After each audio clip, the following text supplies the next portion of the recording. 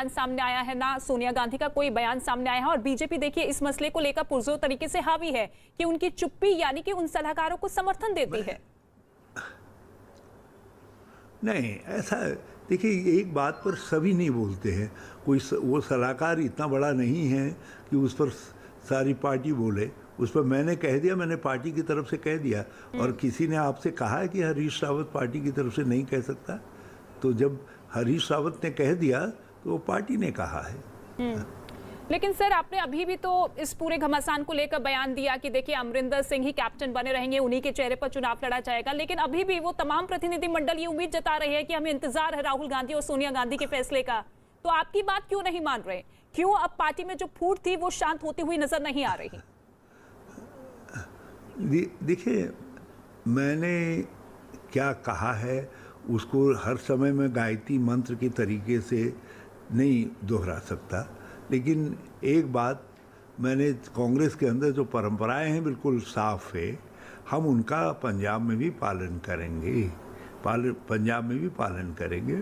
और बाकी मेरे लिए बड़ी खुशी की बात यह है कि हर कोई जो मुझे मिला है उसने एक बात कही है। कैप्टन अमरिंदर सिंह जी से लेकर सिद्धू जी से लेकर के जो विधायकगण आज मेरे पास आए थे, सब ट्रेडिशनल कांग्रेस फैमिली के थे, एक आध को छोड़ करके।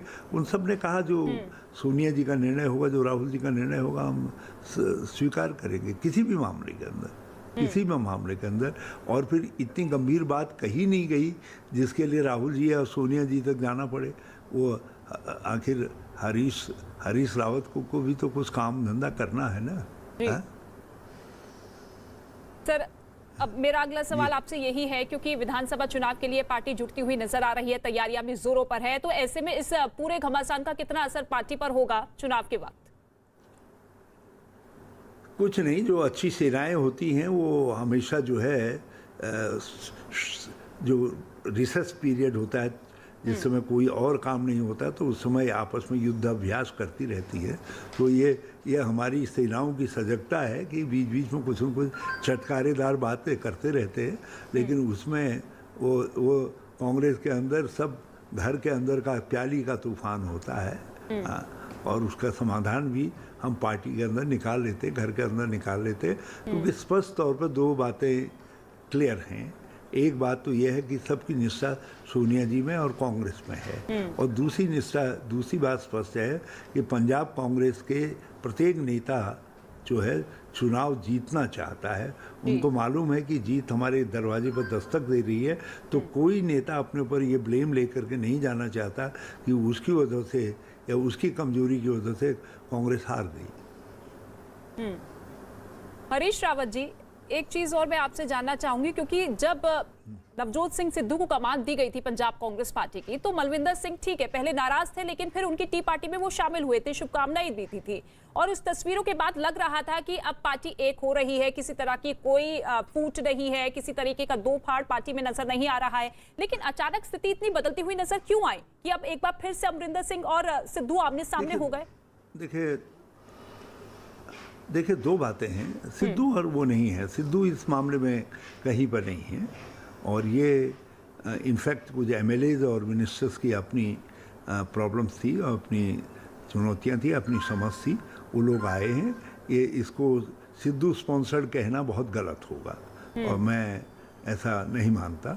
हाँ, ये ज़रूर है कि कैप्टन अमरिंदर सिंह जी ने जो बड़पन उस दिन दिखाया, उसने देश भर में उनका मान सम्मान बढ़ाया।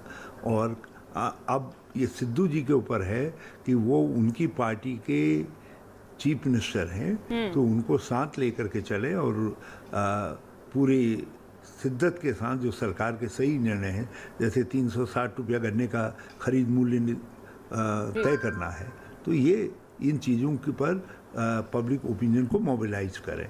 किसान धन्यवाद दे रहे हैं और कांग्रेस धन्यवाद देने में पीछे रहे चीफ मिनिस्टर को, तो ये अच्छी बात नहीं है। उनको आगे आप तो सिद्धू का पक्ष लेते हुए नजर आ रहे हैं। आप कह रहे हैं कि इस पूरी स्थिति से जी आप कह रहे हैं कि नवजोत सिंह सिद्धू का इस पूरी स्थिति से कुछ लेना देना नहीं है। लेकिन आज ही कैप्टन की पत्नी परनीत कौर ने सीधे तौर पर सिद्धू को ही वजह बता दी है कि अगर पार्टी में ये स्थिति बनी है तो इसके लिए सीधे तौर पर नवजोत सिंह सिद्धू जिम्मेदार है। तो ऐसे में अगर आपका ये स्टैंड है तो कहीं पार्टी के लिए और ज्यादा भारी ना पड़ जाए।